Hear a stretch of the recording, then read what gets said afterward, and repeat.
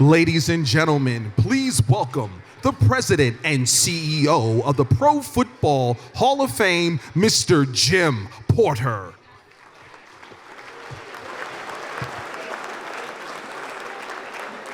Thank you. I've had the honor of having this job for 3.5 years now, and I still smile every time I hear that I'm the president of the Pro Football Hall of Fame. It's such a great honor. And it's also a great honor to have all of you guys here today. And we want to welcome you to Canton, welcome you to the Pro Football Hall of Fame. You know, this event was not my idea. This is the 4th year. I'll tell you what, though, it was a darn good idea. And we are really thrilled at the Hall to be able to put this event on and honor the people who have made this game the #1 sport in America. So thank you all for all of your contributions for that.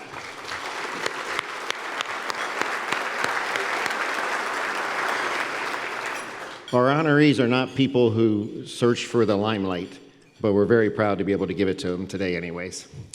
So before we get started with the program, I got some thank yous and some introductions. If you are a member of the Hall team, can you just stand up and wave?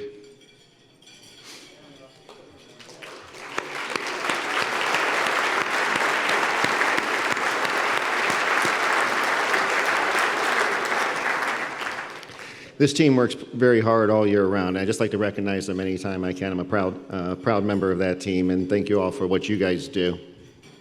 This thing has grown tremendously. Rich talks about the top number being 200, and we're at 400. Those who have been here in the past know that we haven't had it at this venue before, but we needed a bigger venue. So I think this is just going to continue to grow. We're going to try to make improvements as we go. But it's a very, very cool thing. If the Hall is supposed to tell the history of the game, you have to be able to honor the folks that made the game what it is. So we're really, really proud to have all of these names on plaques inside the Hall, and they'll be there forever. And it's an honor that is worthy of a great career. So we have 5 Hall of Famers with us today. We have Dan Fouts.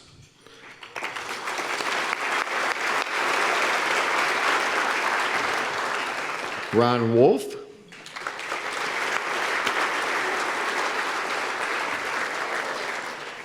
Anthony Munoz.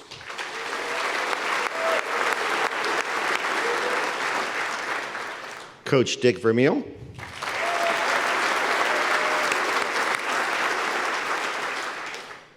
And Mel Blunt.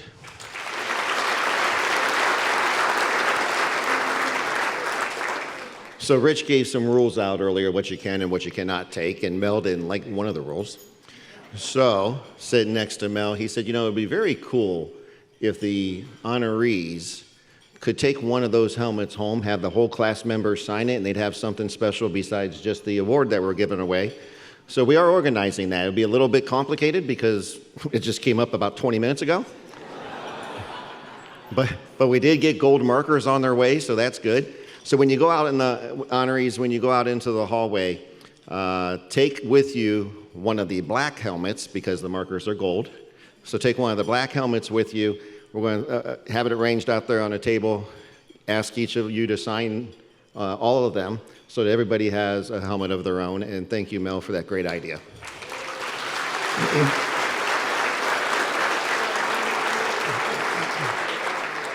We have a Hall of Fame advisory board member here on our national board, and I want to recognize and thank him for being here too, Mr. Tom Garfinkel. Thank you, sir.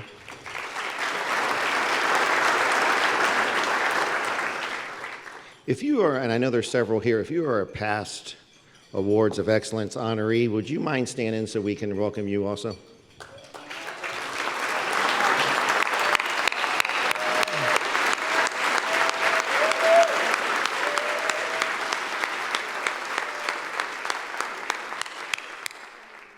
Thank each of you for your continued support as well.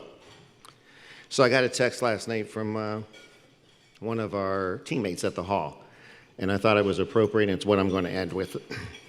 The text said, "Thank you. Truly the highlight of my year is this event. So many unbelievable stories and so many smiles."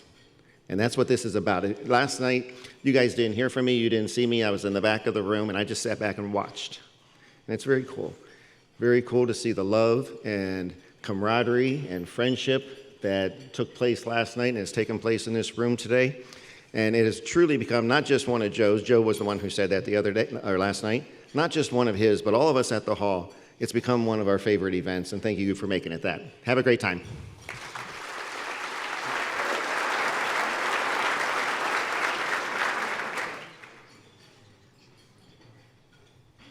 Please welcome back to the stage the Chief Communications and Content Officer, Mr. Rich DeRozier.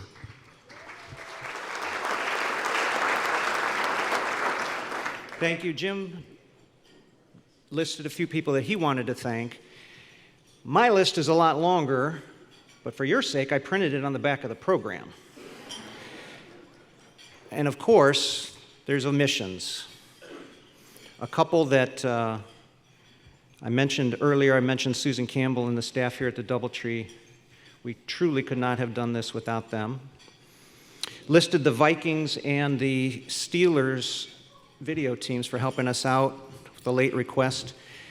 Turns out we also got some late support from the Lions and Eric Canton. Eric, are you here? There he is. Thank you, Eric. Eric's dad was an honoree, and I met Eric, just 2 weeks ago or so, and said, can you help us out? And, just in a very brief amount of time, he helped. And that's really reflective of how people feel about this program. What can I do to help? One last thank you before I move on to the real reason I'm up here, which is to present the Dave Boss Award for the 57th annual Dave Boss Award for the Photo of the Year. But before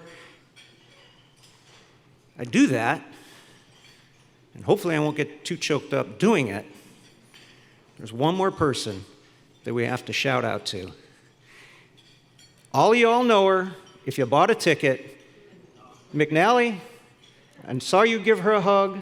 She deserves about 20 more. Let's give a round of applause to Kayla Daniels.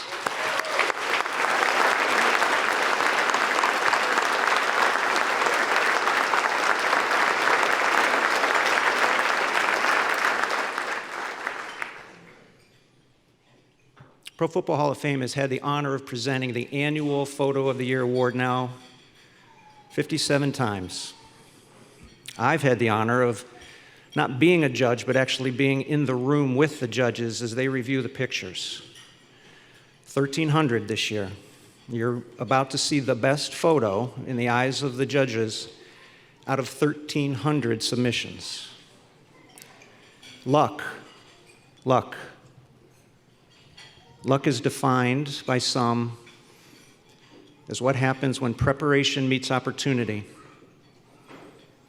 Preparation is going to your team's practice. Preparation is actually watching your team practice. Preparation is knowing that at this down and at this distance and at this place on the field, this play might happen. So you put yourself in position for what might happen. Opportunity is when the light is heaven sent,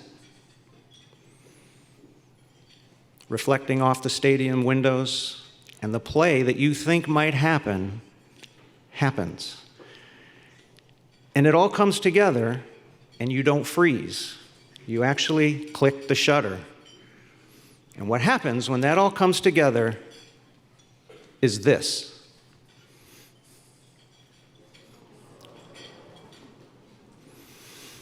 Air Puka. Air Puka was from a game in November in New England at Gillette Stadium. It was taken by a young man who was working for the Los Angeles Rams named Bryce Todd. And I learned last night that Bryce gets his eye for framing photos from his mom because she wanted to make sure that we were standing just so when she took a picture. I'm going to guess it was more than just mom. I think there's just a lot of God-given talent. So everybody in this room has talents in different ways. And Bryce's talent is with a camera in his hand. So at this time, I would like to welcome to the stage our Dave Boss Award of Excellence winner for the 2024 NFL season, Bryce Todd.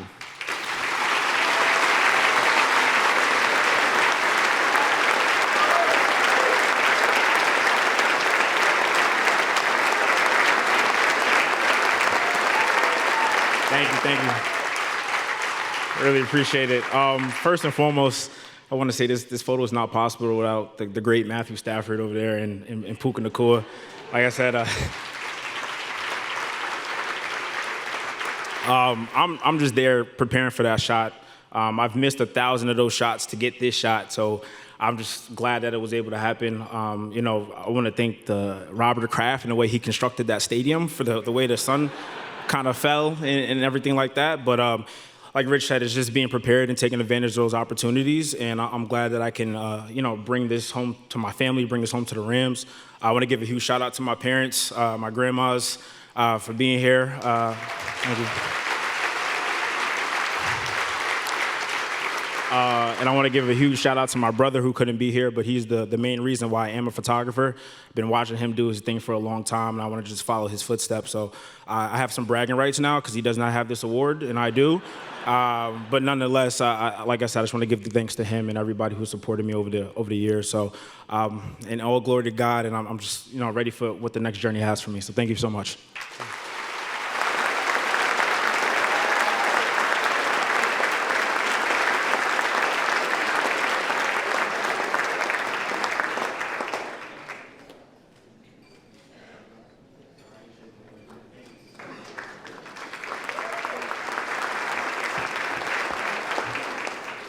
And now our awards of excellence.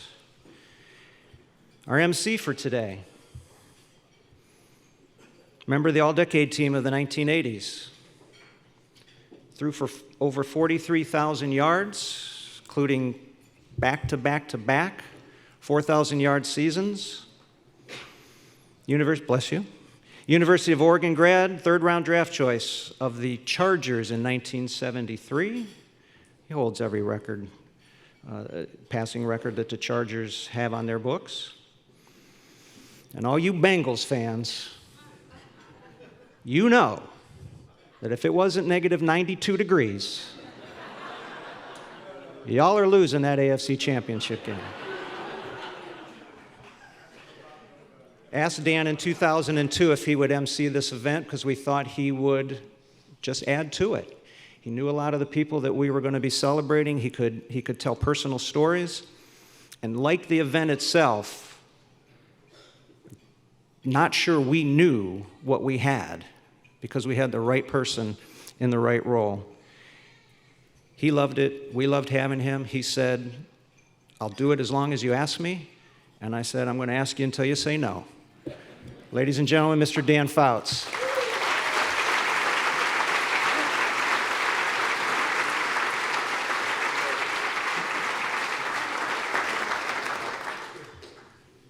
Well, thank you, Rich. No. No, wow, look at all the people here.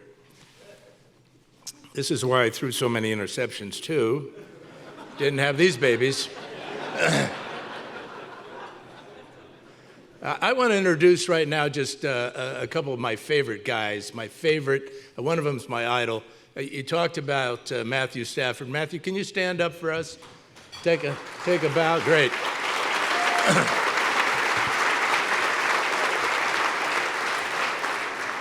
And the great thing about that pass is you led him just a little bit too far. And, Bryce has taken all the, great picture, great pass, great catch. Eric Kramer is in the house. Eric, where are you?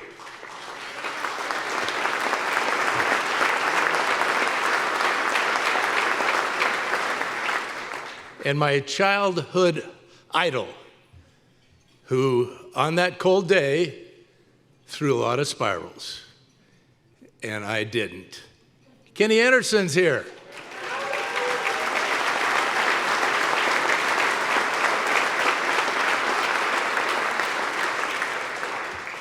He is here, isn't he?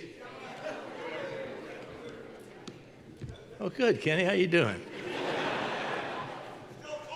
Kenny and I are the only two. All these other guys are wearing gloves, except for the linemen who have greased themselves up with something, right? And you got a little frostbite? Yeah, me too. Yeah.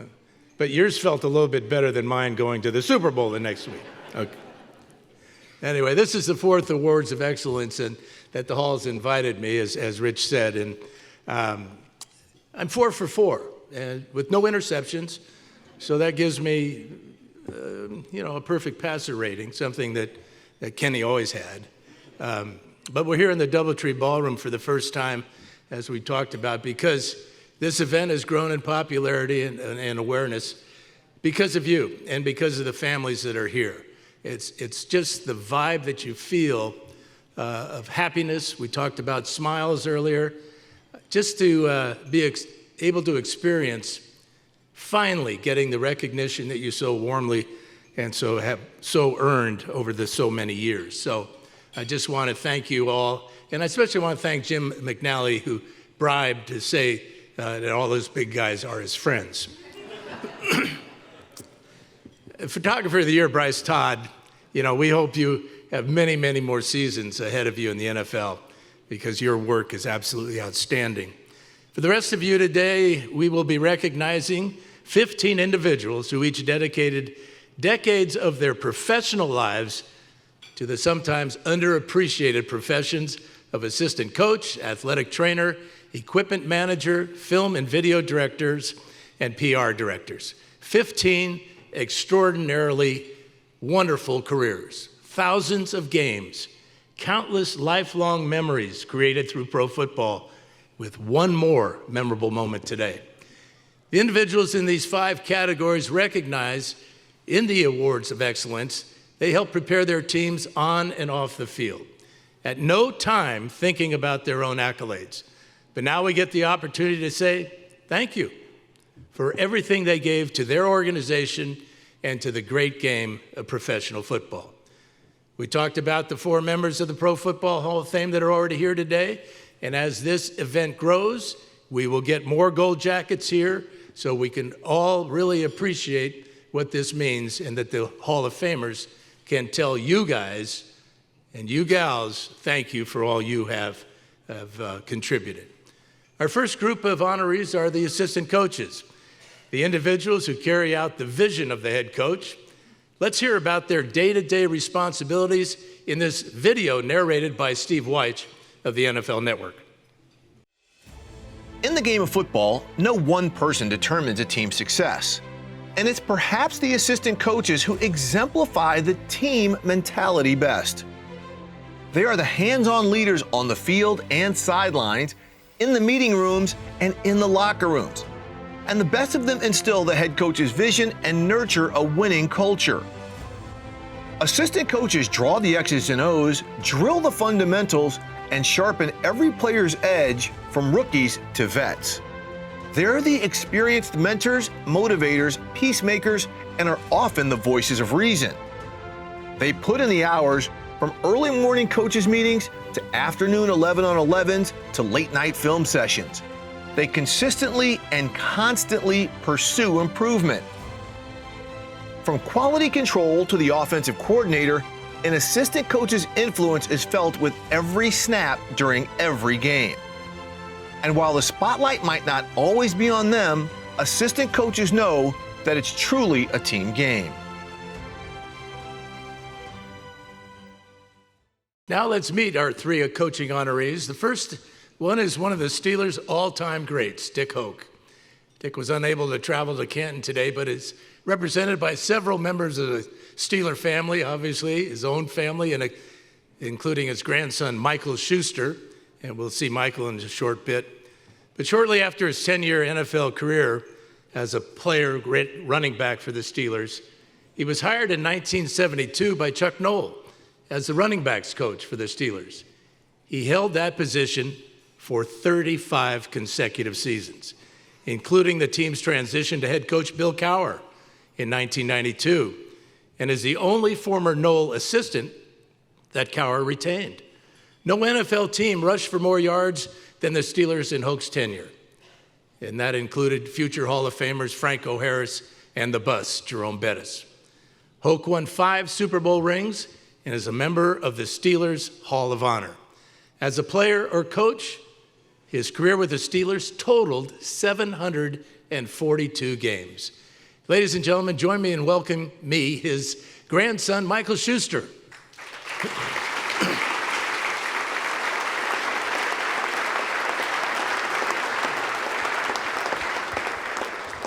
Now, what do you call Grandpa? Pap. Pap. Okay, now when you're talking football, does he talk more about his playing career as a running back or as a coach?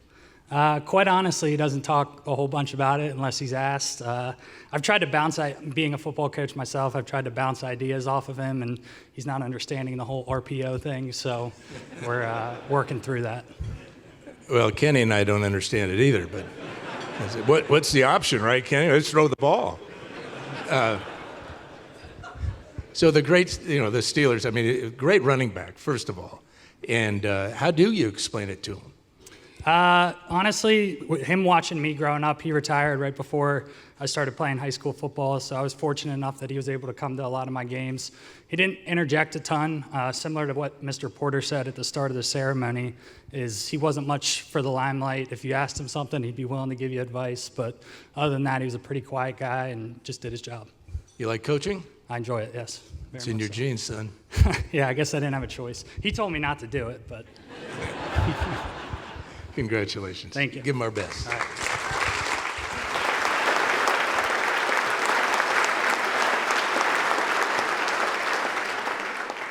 Our second honoree is Elijah Pitts, who's represented today by his son, Ron. Pitts began his playing career in 1961 as a member of the Green Bay Packers, where he won five NFL championships and 2 Super Bowls. Packers won 13 all total, and he is part of 5 of them. Upon his retirement as a player, Pitts scouted for the Packers for 2 seasons. He then joined the staff in Los Angeles as a running back coach, and in his time there, all 4 Ram teams that he coached for reached the playoffs. They finished no lower than 7th in the league in rushing offense, and when head coach Chuck Knox left LA for Buffalo, Pitts joined him for 3 seasons there. Coaching through the 1997 season, Pitts helped the Bills to 4 consecutive Super Bowl appearances. Ladies and gentlemen, please welcome to the stage his son, Ron Pitts.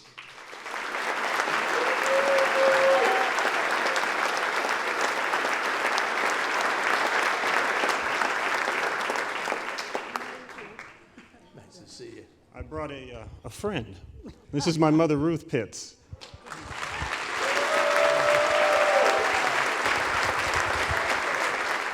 Okay, Ron, you're out.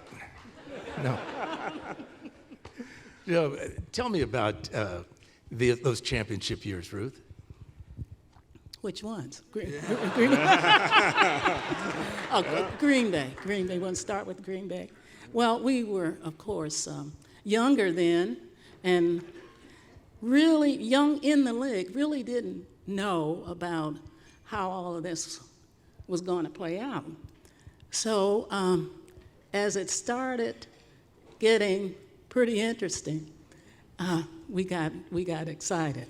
Well, when you think of those Green Bay teams, I mean, he's in the backfield with Bart Starr and Jim Taylor and Paul Hornung and Donnie Anderson. Yeah, I mean, absolutely. That's where he learned the core of teaching, and he applied to coaching. Because Dad always looked at it not about himself. He used to say this to me, people think it's about us, the coaches. It's about the players. We have to get it out of them. He said he would tell his players, you prepare for what will happen. We will prepare for what could happen. And that's the kind of value he instilled in his players, and that's how he coached. Well, the amazing thing is his career and then your career and the way that it all played out. Yeah, it was fun. You know, we were there together, and one particular story stands out in my mind. I was in his office one day. He gets a phone call from another coach. And I hear him talking X's and O's, and yeah, I like to do this in pass protection. I like to do this with my backs, blah, blah, blah, blah, blah. Hangs up the phone. I said, Dad, who was that? Oh, that was another coach. I said, like a college coach? High school coach? He said, no, another coach in the NFL. In fact, in our division. And I start scolding him a little bit. I'm like, Dad, why would you give up that much information? That could come back to haunt you. He said, son, if that man is a better man than I am and a better coach than I am, then he's going to win. But my job is to help coaches, other coaches, be as good as they can be, because guys help me. out there. Guys like Lionel Taylor, when he came into the league, they helped him prepare and go to the next level. He said, my job is to help some of these coaches go to the next level. And I went, wow, I didn't understand that in its entirety until 10, 20 years later. Now I understand it. And Ruth, we have a special message from a video right now. Oh. I'm here at the Hall of Fame, and I'm finding out that they want to honor one of the greatest guys to ever put on a uniform, Elijah Pitts. I'm speaking to the world now, but I want to point this right at his wife, Ruth, and son, Ronnie. I say, your father and husband were just superb. You know, he when I got to Green Bay, he's the one that took me in. I was my first roommate off the field, and he knew the game. And when things got tough, even the guys that started, Horning and Taylor, would ask Elijah how to do something, what to do. I knew he was going to be a great coach, and I think he was a great football player too. But the big thing was he was a big human being, a big man, a father, and a teammate, and he just anything about him. He's one of the people, and he radiated the greatness in him is what I like to radiate myself. I wish people would look at me the way I looked at Elijah Pitts. He was the best friend, football player, and coach that I knew. Dave Robinson, ladies and gentlemen, Ruth and Ronnie Pitts.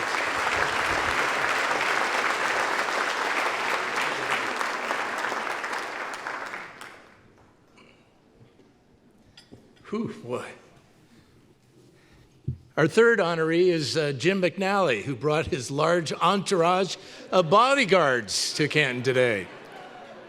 McNally spent 43 seasons in the NFL and is credited with forging dominant offensive line units with multiple organizations.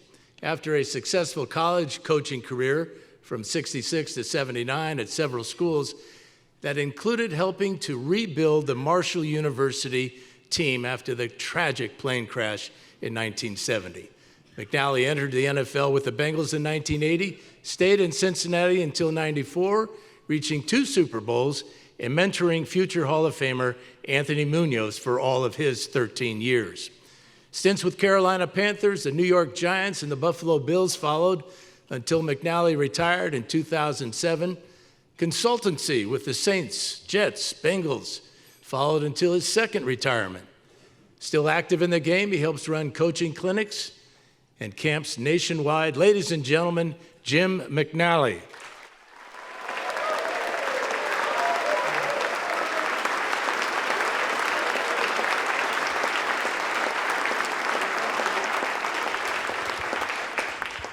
Now, Jim was a running back in his day, right? Yeah, nickname is Mouse. Yeah. So you're the mouse, and you're coaching elephants. Absolutely. I had to, get up on my toes to grab their helmet. But to be a great coach or a great teacher, you had to have been a great student. So who influenced you growing up? Well, who influenced me was Jerry Wampfler, who worked with Dick Vermeil and another couple of college coaches I worked for, and Howard Mudd and a number of other NFL assistant coaches. So you got all these guys here. Yes, Who's your favorite guy?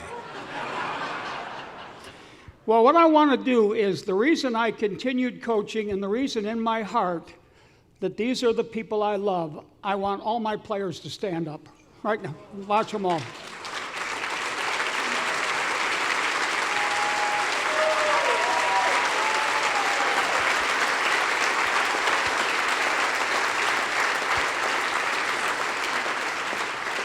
And the interesting thing is I was brought up with the Buffalo Bills. I went to their first practice.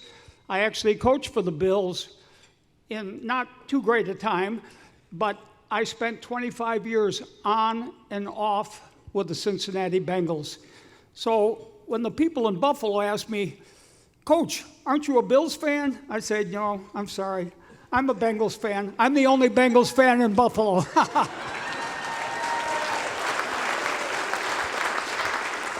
Okay, I know I asked you a tough question. You dodged it quite well.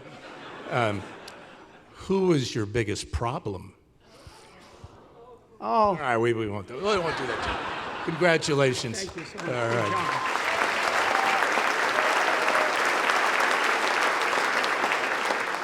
Let's hear it once more for our assistant coaches.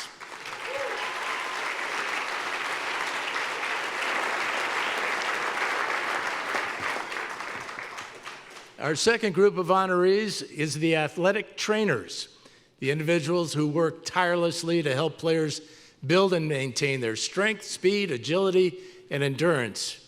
Let's hear more from Steve Weish. In the NFL, every play is a test of strength, speed, and endurance. And tasked with keeping players healthy and safe are a unique group of trusted experts, the athletic trainers. These dedicated men and women are adept at injury prevention, treatment, and recovery. From the training room to the sidelines, athletic trainers are always ready. Whether taping an ankle, stretching a player's hamstring, or monitoring hydration, the player's health is always their top concern. Athletic trainers not only know the players, their bodies, and their histories, they also know the game and what it requires. This body of knowledge enables them to deal with injuries of all sizes, types, and levels of seriousness. Athletic trainers' care goes beyond physical treatment. They provide support, stability, and perhaps most importantly, they can instill confidence in a player when he needs it most.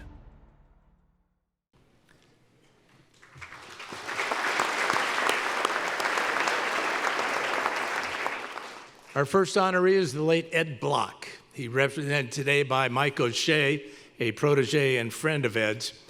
Prior to joining the Baltimore Colts as head athletic trainer in 1954, Block earned a Purple Heart for his service and bravery while serving under General George S. Patton in World War II. Yeah. Invited to join the Colts by Hall of Famer Weeb Eubank, Block cared for the legendary players like Hall of Famers Raymond Berry, Lenny Moore, Johnny Unitas, Gino Marchetti, and that was a career that continued until 1977. In '74, he was inducted into the National Athletic Trainers Association Hall of Fame. Block devoted much of his life to improving the lives of children, particularly those who faced adversity. His support of others inspired the creation of the Ed Block Courage Award Foundation, an organization dedicated to recognizing NFL players who exemplify sportsmanship and courage, as well as supporting programs that benefit abused and neglected children. Let's welcome Mike O'Shea to the stage.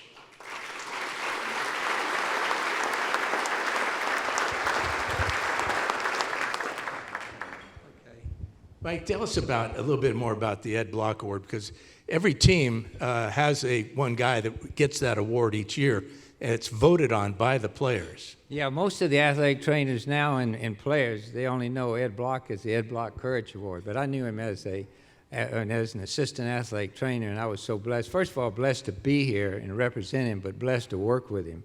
And what a man he was. But his Courage Award kind of came about because he had the heart attack, and we needed something to show the courage he had. Eddie had a heart ailment, and he couldn't hear.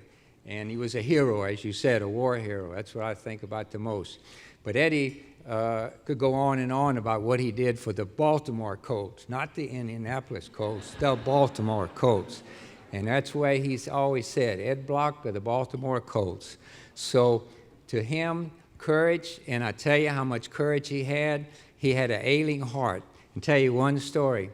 When I first met him, he said, when I first came to work for him, he says, I want to tell you two things. Congratulations and thank you for being here. And number two, I've got a little bottle here. It's called nitroglycerin pills. Whenever I go down and my heart is ailing, would you please put one of these under my tongue if I don't have them? Because at that time, we didn't have AEDs, and that nitroglycerin was the AED. And believe me, we used it many times. Wow, that's, yeah, the Courage Award is so meaningful to the players because it's voted on by the players, and right. You know that locker room is special. And you know when you think about the locker room that had the Colts made up in Baltimore, fantastic. Yeah, it really is. I mean, to know how much courage he had and how much, not only courage, but how much he cared for children. You know, he was a grandfather to my children, he was a father to me, but he really cared about children. And that's why the Ed Block Courage Award means so much to so many people, and it's going to continue. And he'd be so humbled and blessed to have this award if he was here today. Unfortunately, he passed away at 70 years old, had an ailing heart, but he was one man that I was so blessed to work with and learn so much. One other thing, as Weeb Eubank said, Eddie Block touched the bodies of players and made them better, but he also touched their hearts. Thank you.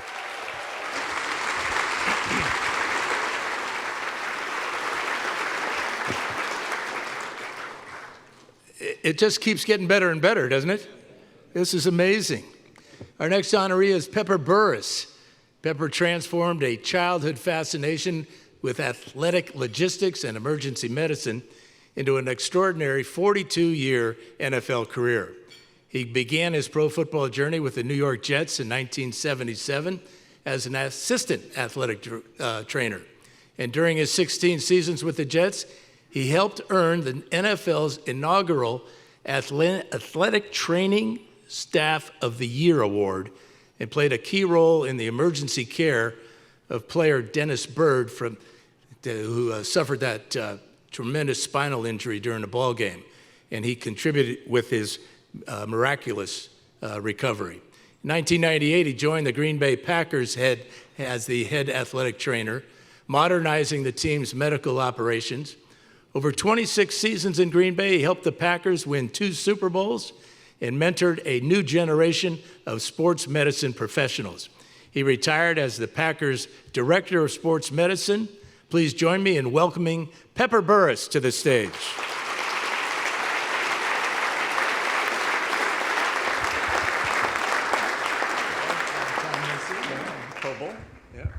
We met about, 80 years ago at the Pro Bowl? 83, I look at you. Thanks for that. But let's go back. You know, I don't want to talk about a downer, but Dennis Byrd's injury that we all saw on television had to be just frightening for you. No, it wasn't. It's what we prepare for. The Buffalo Bills with their heart and things, we've all prepared for this. I ran onto the field. My boss went to another jet. 2 jets crashed into each other. I ran to Dennis, and Dennis said, "Peppy, I can't move my legs. I've broken my neck." I said, "Okay." That was a whole paragraph. Okay. And then the recovery, the rehab. Recovery is, and was fascinating, but the crazy thing a lot of people here don't know, about 2 years he recovered, driving, walking, doing everything, had some giddy up in his step. He was killed by a head-on collision. A 16-year-old kid came across the center line and killed him. Broke my heart. And I know that you're on the lecture circuit, you give a lot of speeches. What is the main message that you try to get across? People want to know how I existed for 43 seasons in the NFL. Dan, I do not have a resume or a CV. I never applied for either job. I never interviewed for either job. What is that? Well, it's blessing. We all hear too much about Christianity. I was blessed. But people say, what's it take? People skills. If you have people skills, you got it. The skills now are this. I get it. People skills. Well, we have a special message from one of those people.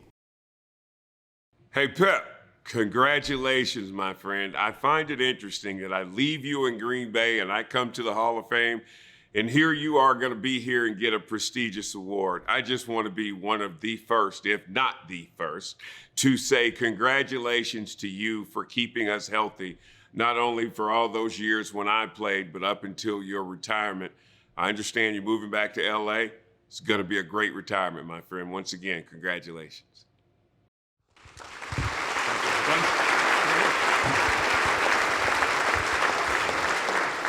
I tell everybody that athletic trainers, my friends, everybody in here, we're surrounded by great helpers that make us look good.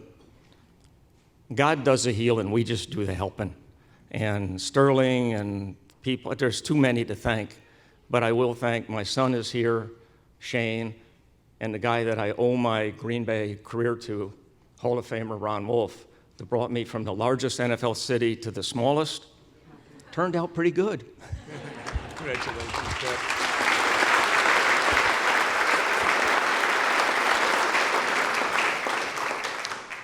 Our third honoree in the athletic trainers category is John Norwig. Norwig dedicated 43 years to athletic training, including 32 as head athletic trainer for the Pittsburgh Steelers. With the Steelers, he achieved milestones such as hiring the NFL's first full-time female athletic director in 2002.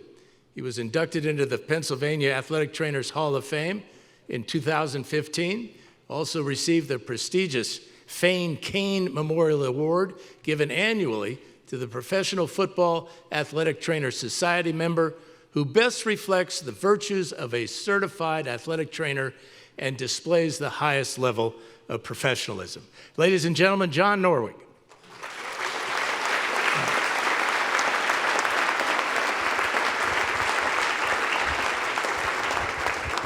Congratulations, John. Thank you. Tell us a little bit about the Fane Kane Award. Well, the Fane Kane Award is an award that's given by the team physicians to the athletic trainer they perceive as being the athletic trainer of the year. And it's just like this. It's a very prestigious honor, and I thank Jim Bradley for helping me get that award. You know, having the Steelers and the Bengals so well represented this year, is there a little tension between the two? No. It's a great rivalry. You're lying, aren't you? No. The athletic training staff for the Bengals helped us. We helped them. They're good people, and we have a great relationship. Well, that's the thing. I mean, the athletic trainers, the equipment managers, you all have your little network there and work together many, many times. Without a doubt, there's a great relationship between all of us that are athletic trainers, strength and conditioning, all the equipment guys. There's a special bond, and all the sports medicine staffs. Yeah. Congratulations, John. Hey, one thing, if I could. Yes, you can. You saw a lot of pictures with female athletic trainers on them in all the videos. I'd like to introduce two people to you. The first female in the NFL that was a full-time athletic trainer, Ariko Iso. I'd like her to stand.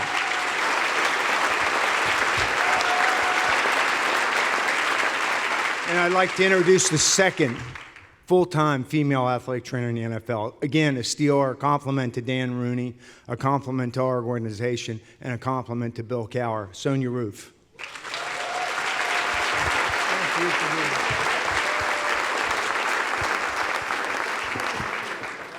One more hand of, give them all a big hand, the athletic trainers, and especially our ladies.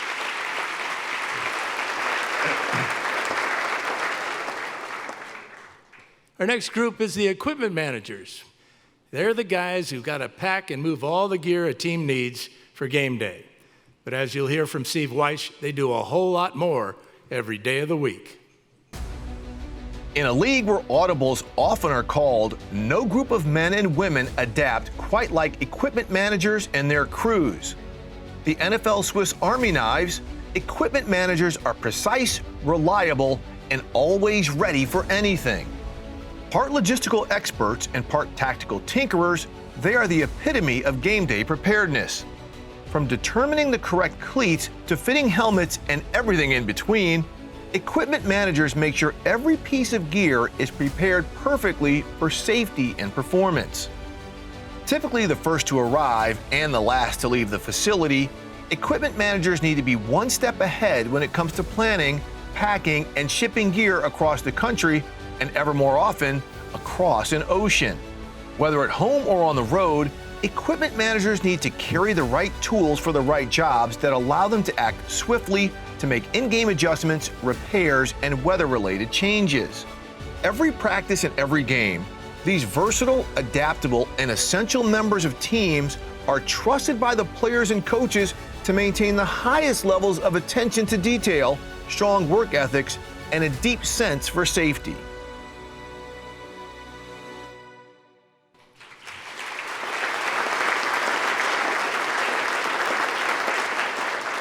Our first honoree is equipment manager category is Tom Gray. He's represented today by his son, Tom Jr. From the Cincinnati Bengals' inception in the AFL in 1968 through their 1999 season, Gray was the only member of the organization who attended every preseason, regular season, and postseason game, 644 in all.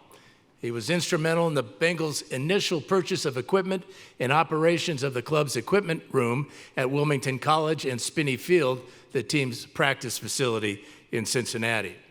Gray joined Paul Brown in Cincinnati after the Hall of Fame coach founded the team.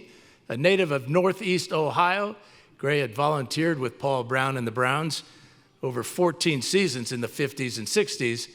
Please give a warm welcome to his son, Tom Jr.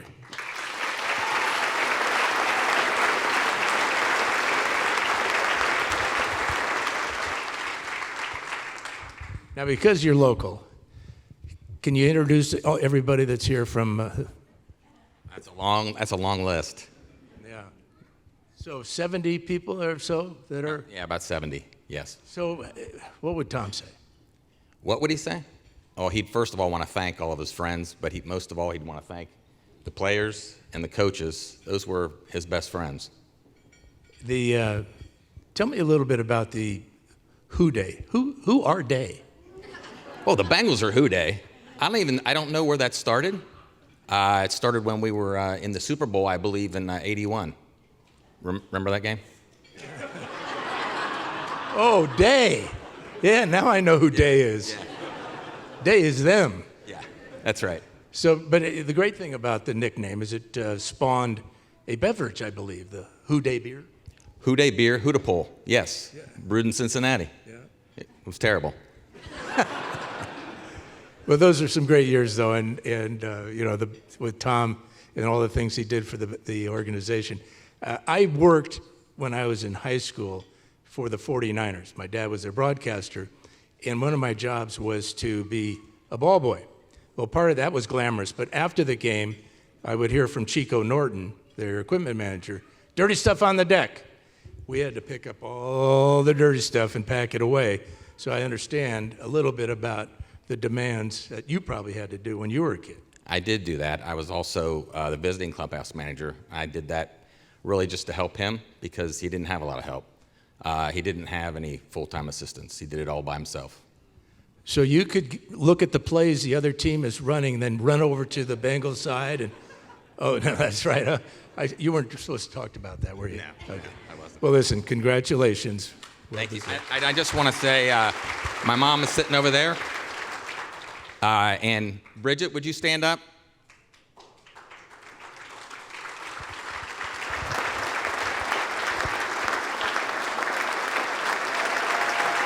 Thank you, Dan.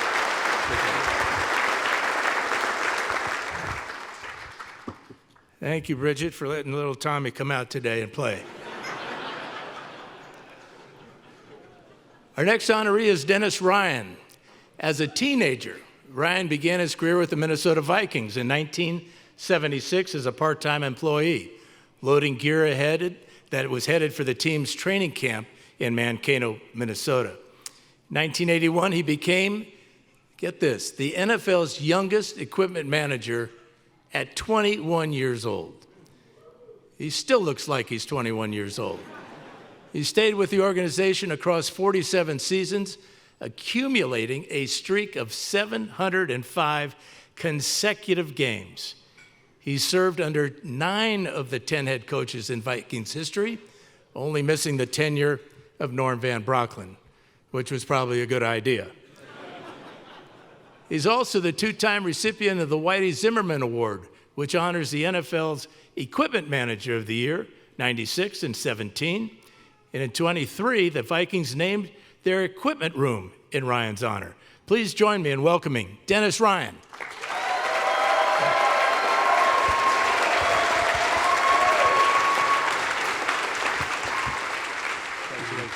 Thank you. Now, Stubby Eason was your mentor.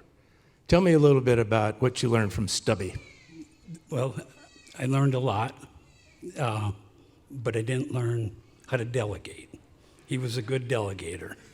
I worked, and I continued to work for the next 47 years. So we talked about all the head coaches you dealt with. And, I mean, you had to deal with all these coaches, personalities. What was that challenge? You did what they told you to do. And I kind of get a kick out of it now. A lot of these people in the organization don't think they have to do what the head coach dictates. Well, now the Vikings have a fantastic stadium. They had the dome, the Humphrey Dome, but before that, Met Stadium. And you look at all those old NFL films, and you didn't give any of the players extra clothing, did you? Those cold, frigid days. Very few would take them. They went out there, exposed their skin, and tried to look the part. And I think they intimidated the opponents. You were there in '78, right? Yeah, and we won. Yeah. Low scoring game. It was cold. It was cold. It was raining. It was ice. Right, and the field was frozen, and you guys were so smart.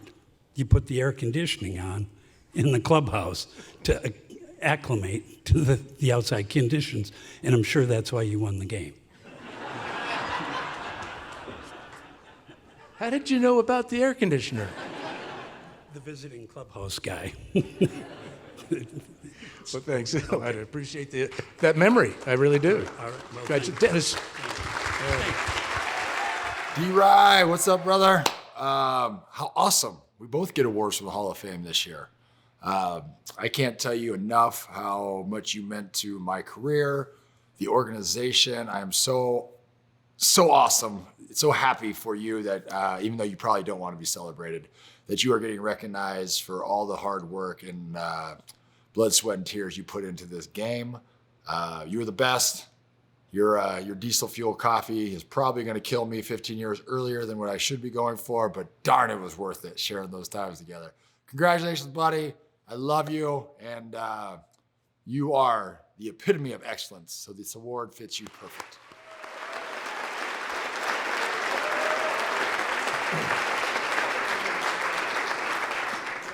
Our third honoree is George Luongo, who reached the age of 102 before passing away 6 years ago. He's represented today by his daughter, Diane Gilberti. Luongo worked as an equipment manager for the Patriots from their origin in the American Football League as the Boston Patriots. That was part-time in 1960 to 65, and then through the organization's transition to the New England Patriots. He stayed with the organization throughout all the way up until 1993, never missed a game day. He worked in 5 different home stadiums for 3 owners, 12 head coaches, helping outfit more than 1,500 players. Highlights of his career include the Patriots Super Bowl season in 1985 and receiving the 2019 Gridiron Club of Greater Boston Man of the Year Award. Ladies and gentlemen, let's welcome Diane Gilberti to the stage.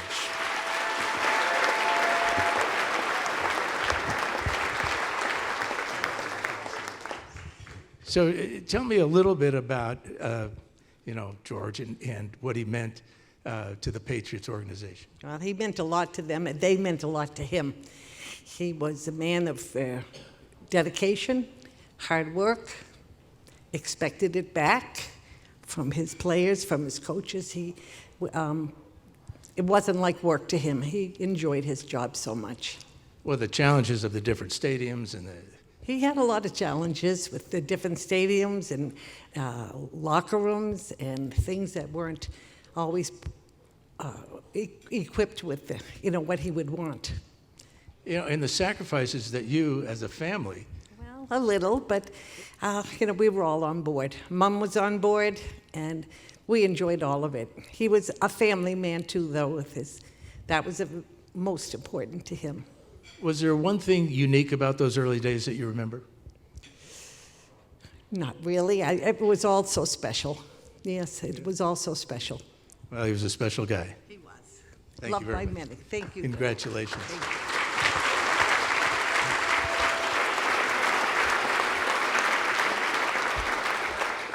How about congratulations to our equipment manager honorees and their families here today.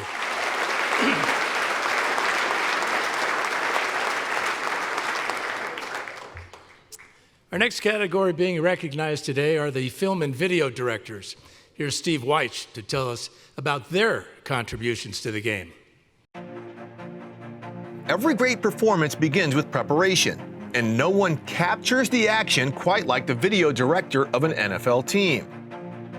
Part technician, part storyteller, these pros record every practice, every game, and capture every angle to help coaches and players study, plan, and improve.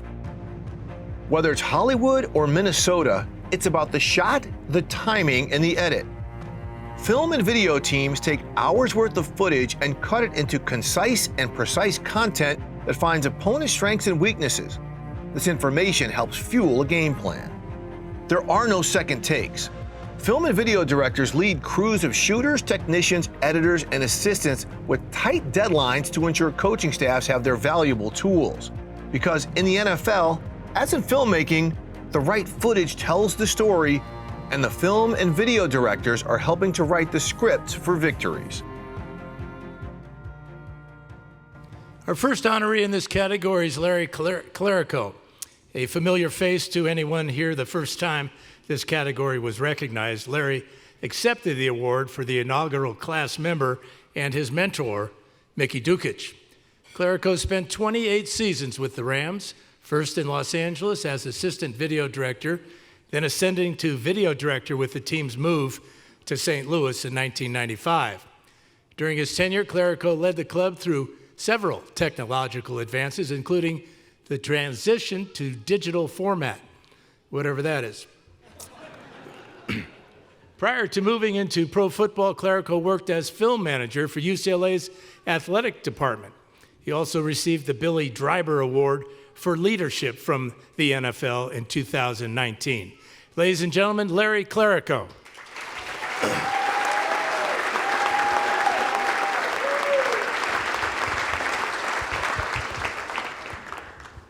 You've been on the stage before, obviously, accepting. I think it's so great that we have like a second generation of awardees today. It's wonderful. I want to thank the Hall for putting this together. What a wonderful event. Applause for a beautiful event today. Want to recognize Coach Vermeil, Mike Doherty, Dave Levy, Bob McCartney. Want to congratulate my fellow video directors, Dave Hack and John Dubé, on their award, and all the other award recipients. It means so much to me because you all emulated success for me to follow. All of my video brothers who I love. Work was not work. Work was a passion, and it was a labor of love. And I owe it to all of them. Tell us a little bit about that transition to the digital format. At UCLA, we shot 16 millimeter film. When I got to the Rams, it was Betacam. And then around 2006, we moved from all tape to nonlinear digital. And of course, that's all computer editing. I wanted you to explain it. Now, we hated, as ball players, we hated when you went from film to a beta. You know why? Because the tick, tick, tick, tick, tick of that projector put us all to sleep every meeting.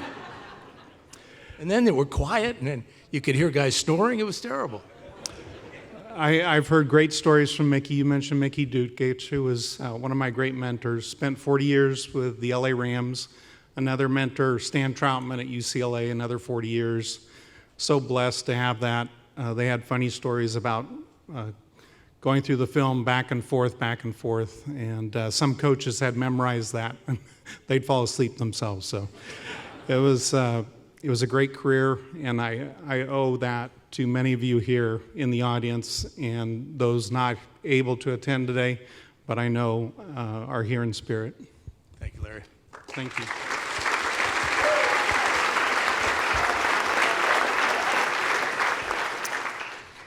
Our next honoree in this category is John Dubé. Dubé spent 13 seasons with the Cleveland Browns and 28 seasons with the Baltimore Ravens, for a total of 41 years leading the franchise video transition into the new facilities and that digital age. He was a member of the NFL Video Directors Committee for 13 years and played a pivotal role in implementing league-wide game day technology and video rules and regulations. In 2015, he became the first active video director to receive the Collegiate Sports Video Association's NFL Hall of Fame Award. The Ravens renamed their football videos operations suite in Dubé's honor last year. And if you've been to Owings Mills training facility, it's like a Four Seasons and a tremendous honor for John Dubé. Please welcome me and you, John Dubé.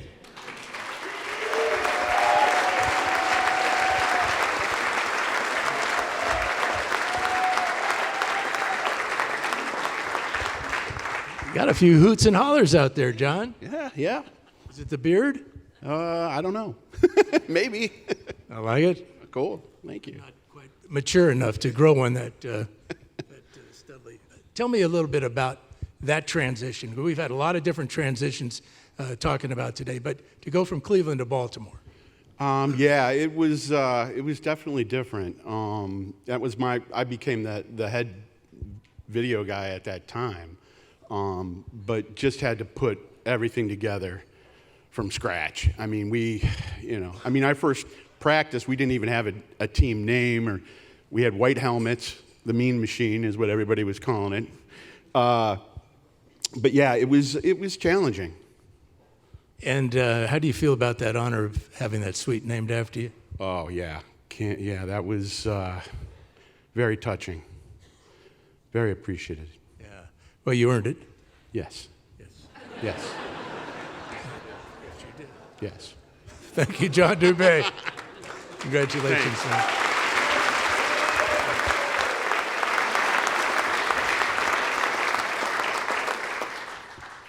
Our third honoree in the group is Dave Hack. Hack worked 35 seasons in the Dolphins video department, 24 as the director after 11 as an assistant. In addition to capturing all practices and games for the Dolphins, he worked numerous college bowl games, including the Orange Bowl, CarQuest Bowl, and Senior Bowl. The longest tenured employee of the franchise at the time of his retirement, Hack holds the distinction as the only person besides Dan Marino to attend all the quarterbacks' 260 regular season games and playoff games, and each of his 452 career touchdown passes, a point the Hall of Famer Marino emphasized at his own retirement news conference. After retiring from the Dolphins, Hack spent 5 years working in the replay booth for the Jacksonville Jaguars. Ladies and gentlemen, Dave Hack.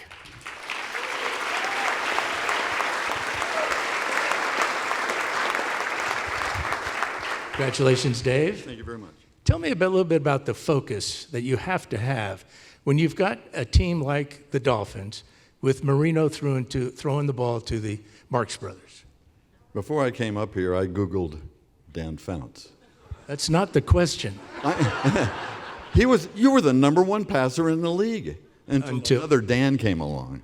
Okay. Thank you, Dave Hack. You're not getting off that easy. Now, Dan, I want to thank you for one thing, though. You mentioned to me the other day, congratulations on your 50th wedding anniversary. My wife is here now. I'd like her to stand up. Connie. Connie, congratulations, I think. And with that in mind, there are so many ladies out here that supported their man in their NFL careers. I think we should give all those ladies a big hand. Yeah.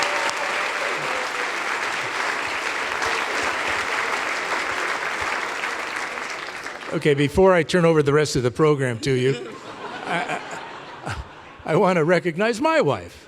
Jerry, please stand up. Congratulations, Dave. You're dismissed. Thank you.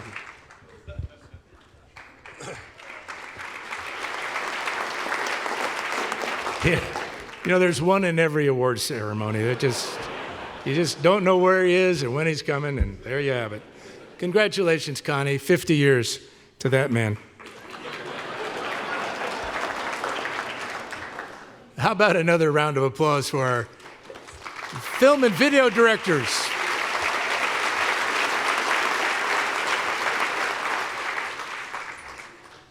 Our final group of award recipients today are the promoters and protectors of the NFL and its member clubs.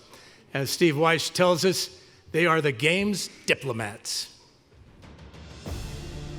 In the fast-paced world of the National Football League, behind every headline, there's a dedicated team of public relations directors working tirelessly to help craft the stories of the country's most popular game. These PR pros masterfully balance strategy, speed, and oftentimes diplomacy, whether in the league office or within its 32-member clubs. On any given day, they're writing news releases, coordinating interviews, managing media access, and navigating breaking news.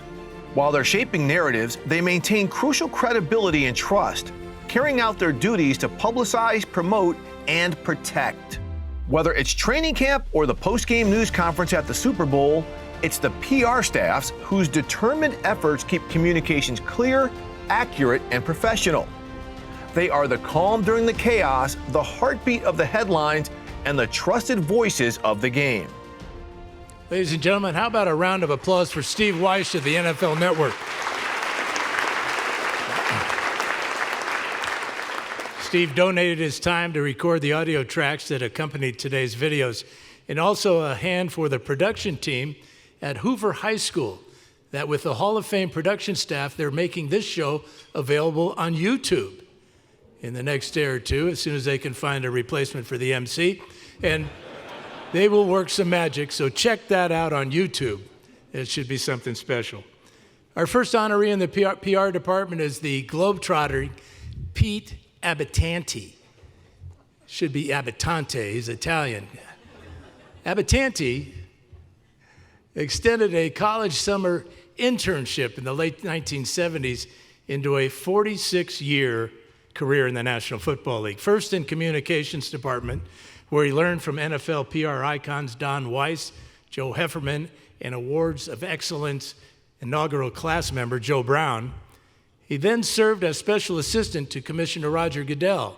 In 2017, he took on a special projects role and among other initiatives, led the NFL's 100th season celebration in 2019. And that included the selection of the NFL 100 all-time team. He's the last league employee to work with Commissioner Pete Rozelle, Commissioner Paul Tagliabue, and Commissioner Roger Goodell. Career highlights include 46 Super Bowls, the growth of the game internationally, and 5 USO tours with players to visit American servicemen and women serving in Iraq and Afghanistan. Ladies and gentlemen, Pete Abitanti.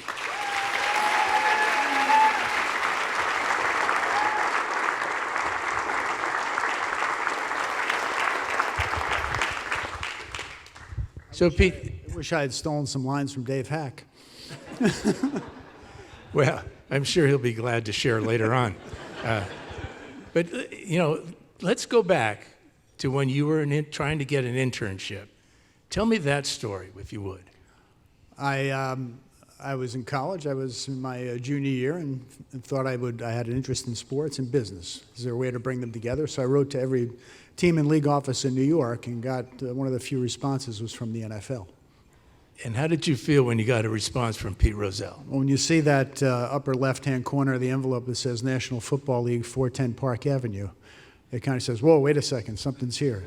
You know, let's check this out. And go back to that first day. How was that? First day you come off the elevator, you can still smell it today, what it was like coming in and telling somebody you were here to see. I think at the time maybe it was Don Weiss, and then Joe Brown got in the mix. Apparently you're famous for writing letters. And in this digital age of email and text and everything, tell us about that importance of writing a letter. Well, I think a letter is something so personal because it stands out. Everybody else is flying through their emails, and some they answer, some they don't, some they forget. But that piece of paper on your desk is hard to ignore. And who helped you to that point? Actually, it was my mother. My mother would write to people all the time, whether she knew them or not, and get responses. And I started thinking, I think this is a good thing, and it's such a personal thing to share. So we can all get a letter from you then tomorrow? Might take me a little time to cover everybody in here. 400 names is a lot, but leave your address on the way out. I'll get back to you. Congratulations, Thank you so Pete. much. Yeah. Thank you so much. Congratulations to Pete Abitani on receiving the Award of Excellence from the Pro Football Hall of Fame. I can't think of anyone who's more deserving. Pete was my first boss, a great friend today and always, and somebody who taught me a great deal about life. We traveled the world together as part of our experience with the NFL, from NFL Europe to all the way to our American Bowl games. There is no one that I can think of that's had a greater impact on the people in the National Football League than Pete Abitani. Everyone knows him, respects him, admires him, and is grateful for their service. He's worked under 3 commissioners. He's worked 46 Super Bowls. He has done it all.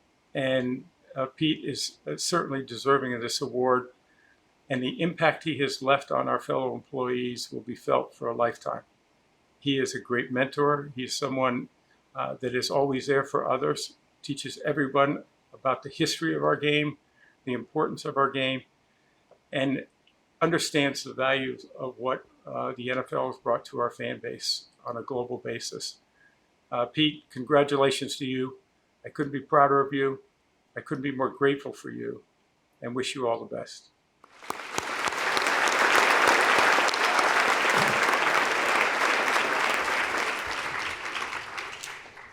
Our next honoree is someone who left us far too soon, Jason Jenkins. He's represented today by his wife, Elizabeth. Jenkins was described as the heart and soul of the Dolphins organization during his 14-year career in Miami. Only a few hours before a preseason game against the Eagles in August of 22, Jason passed away unexpectedly. He was 47 years old. Jenkins was named Dolphins Senior Vice President of Communications and Community Affairs in 2015, directing more than 50 people and overseeing the team's vast community relations and charitable efforts. He championed the Dolphins Football Unites program, a team and community collaboration in South Florida focused on improving relationships, fostering understanding, and experiencing culture in a way that will unite positive change. Please welcome Elizabeth Jenkins.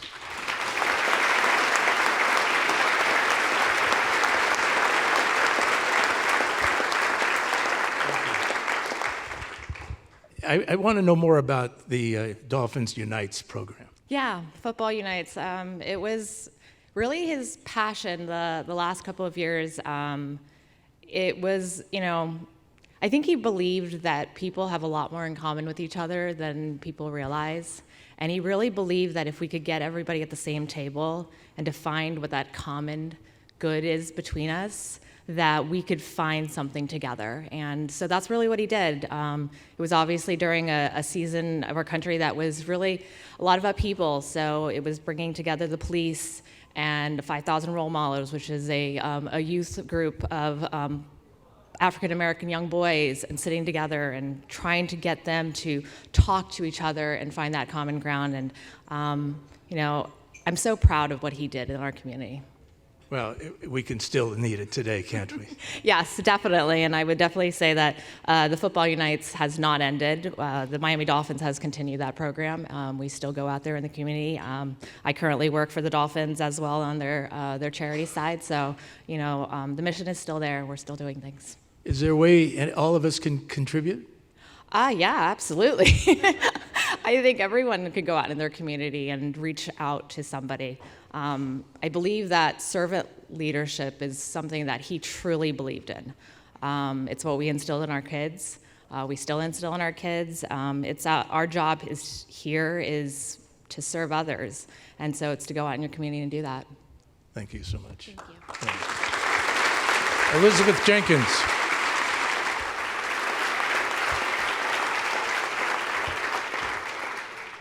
Rounding out the list of 15 great honorees today, Bill Keenest is the third award recipient in the PR category. Bill joined the Detroit Lions in May of 1985, stayed with the organization and the William Clay Ford family until retiring in 2021. He worked in several positions in the Lions front office, including Senior Vice President for Communications, a position he held for nearly 2 decades. While the Lions never reached the NFL's biggest stage, Keenest worked 29 Super Bowls, including 5 as, quote, co-captain of the event's public relations team. He cites his career highlights as working with future Hall of Famers Barry Sanders, Calvin Johnson, and Charlie Sanders. Ladies and gentlemen, Bill Keenest.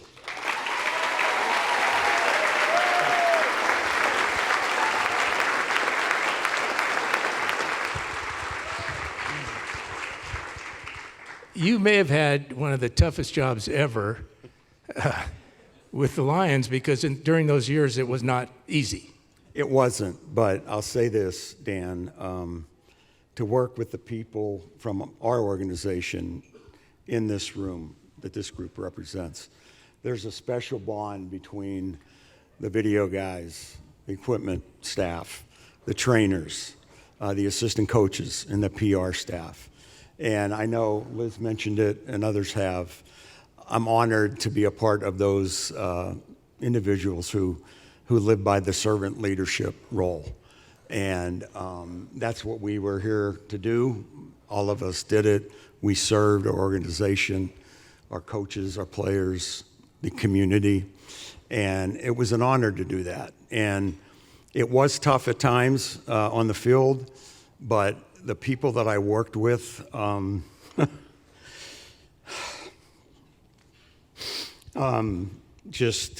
feel like the luckiest guy in the world. And when I have Jim Caldwell, who's their coach, can you please stand up?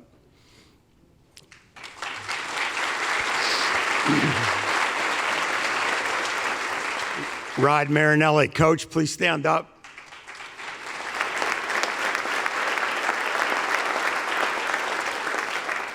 Two of the best men I'll ever know in my life, head coaches that we work together. I can't thank you enough for being here, but more so I can't thank you enough for your example, your leadership, and our friendship. And then over here, to have 3 players that I worked with come here. Gosder Chairless, please stand up, Gosder. Eric Kramer. Eric, please stand up. And then last but certainly not least, and I will be back when he's wearing one of these, Matthew Stafford. Thank you. I mean, to have that support and with my family and friends and be standing on the stage with Dan Fouts, who I can say when I was a child, I admired you and followed you. But dreams do come true, right, everybody? And today is a dream come true. Thanks to everybody, and I'm so humbled to be here, and I'm so thankful. You got one more thing you got to do, though. Yes, sir. You talk about the camaraderie Yes. of the PR department. Mm-hmm. There's one guy here that we should recognize. You know what, Dan? You are so true. When this award was established in 2021, one of the unanimous selections, along with Joe Brown. Where's Joe? There's Joe. There were 2 unanimous selections. One was Joe Brown, and the other was Gary Wright. And there was some uncertainty the first year as to when the event would take place. And at one time, we thought it might be during the Hall of Fame ceremony at the Hall of Fame game in August. But then it became, the decision was made to have it this week.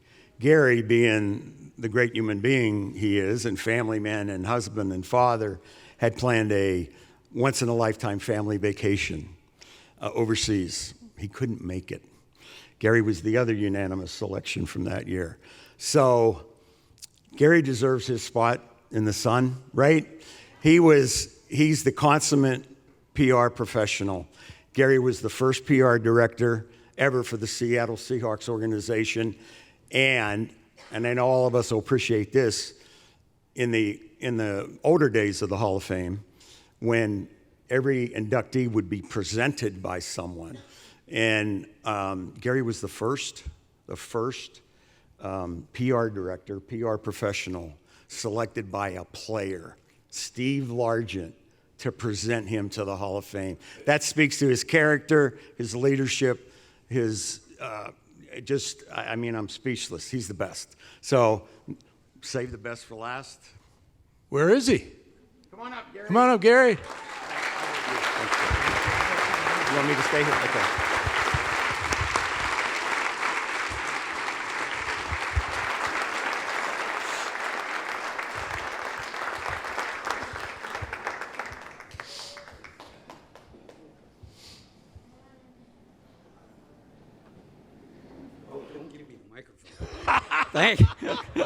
First of all, thank you so much. That little introduction had me to tears. Wow. And show you how old I am. I used to work with Dan's father. So, and that was an absolute treat. What a great human being. And you can all see where what he produced in Dan. Just a tremendous human being.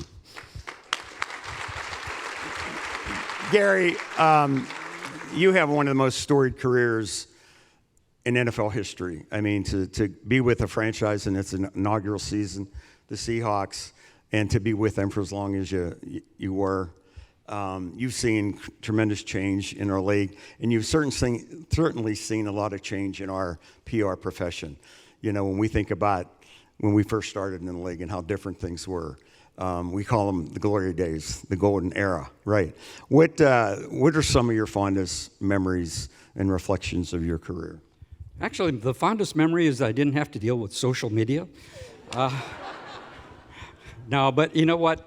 I think the fondest memories are being able to work with great people. Another original Seahawks staff member is here today who really was the heartbeat of the organization, Sandy Gregory. Sandy worked with the Seahawks for over 40 years. And, to this day, even though she's retired, she's still doing things for the players. That's awesome. That's awesome, Gary. Two of the best, Gary Wright, Bill Keenis.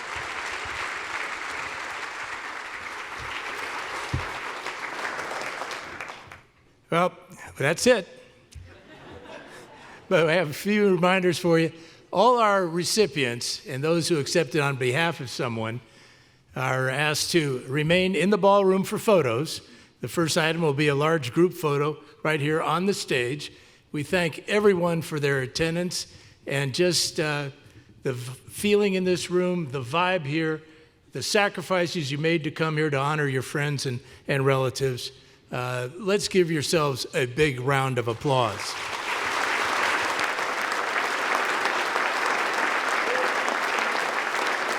And while we're at it, our honorees will make their way to the stage. Let's give the 2025 awardee of Elect Excellence winners a round of applause.